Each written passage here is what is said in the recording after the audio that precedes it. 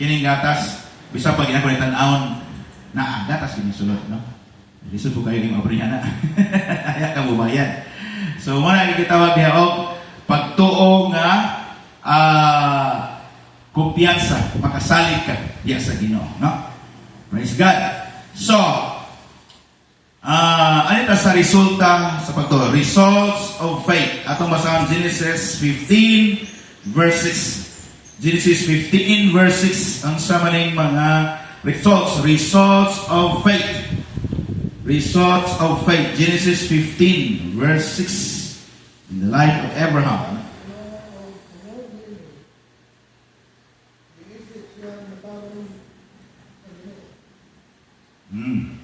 So, Abraham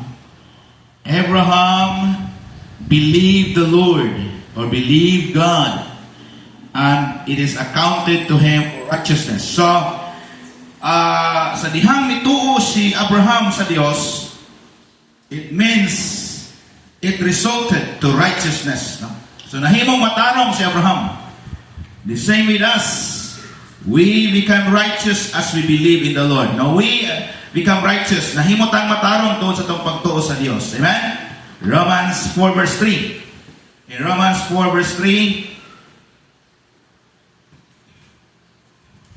the Bible says that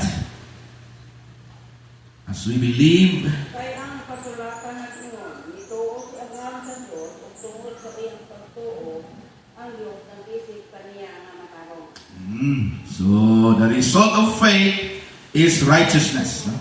The result of faith is righteousness. Abraham believed God, and it was accounted to him for righteousness. No?